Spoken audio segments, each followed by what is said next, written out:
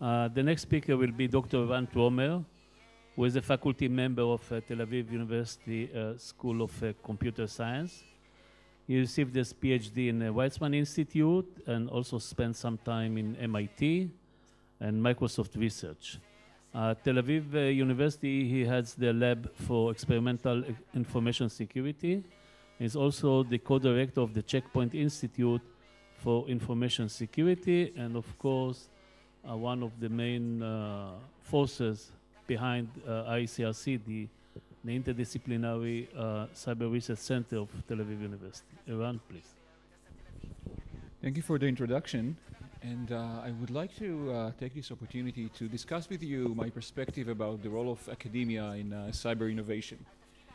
And I would say that the role of academia is perhaps like that of a biblical prophet, but bringing not the word of God, but bringing questions about what really are our ultimate goals as distilled from the challenges brought by industry and national interests.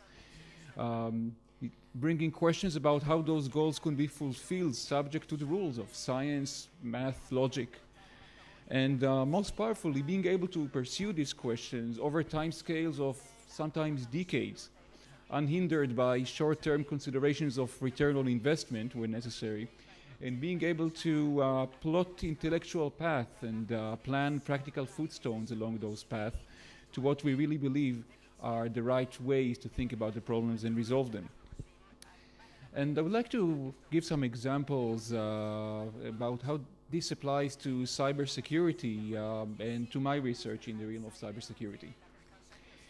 So in cybersecurity, we always have two sides to the question, to the equation. We have the attack side and the defense side. And starting with the attack side, you may wonder, well, there's so much of that going on. Do we really need those aloof professors to join the fray and create some more mess? And the answer is that yes, we do, because they will foresee the next challenges. Because even when the last buffer overflow bug and this SQL injection and coarse-size scripting attack are eliminated, probably by program analysis techniques developed in academia, the world will not be safe. What we are seeing in academic research coming out now is the next stage in the play.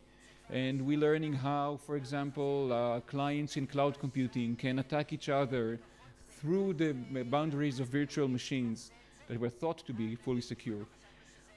We learn how very low-cost hardware attacks can be used to steal information just by measuring noises made by your laptop or putting an antenna sticker next to your phone and figuring out what are your secret keys. And it's a long list of challenges that will stay with us unless we resolve them, and systems that we build now are often already taking into account these challenges coming from academia that will protect us in the years to come after those buffer overflows are eliminated. But what we learn over and over when we study these attacks is that really no system is safe, and that the depth of despair in our platform design goes all the way down to the individual transistors, and all the wonderful mechanisms that have given us the performance that we rely on create danger to information security. And thus we pose the next question of how can we redesign our platforms to resist all those attacks. For example, suppose you want to send your information off to the cloud or to run it on some untrusted platform that you bought from the cheapest supplier with some dubious information technology supply chain. The traditional ways of doing this was to just be very careful and throw a lot of money at the problem. You go through careful certification, you inspect your supply chain, you add all sort of anomaly detection tools and so forth, and yet attacks still happen. But decades ago, the computer science theoreticians have posed the completely abstract question of, in principle, can you prove the correctness of computation? And showed some theorems saying that in principle you could.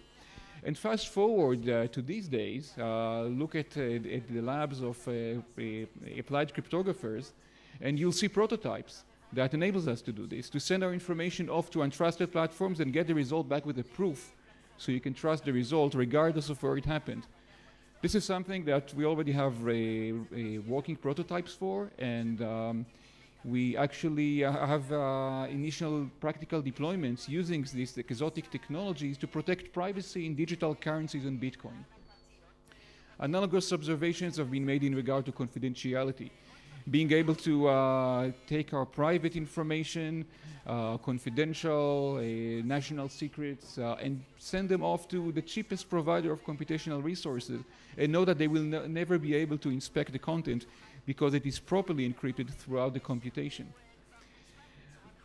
Such examples abound about technologies that are reaching maturity nowadays under the combination of rapid theoretical progress in the design of algorithms and a lot of pressure from practitioners who need these and are often willing to fund the development of working systems.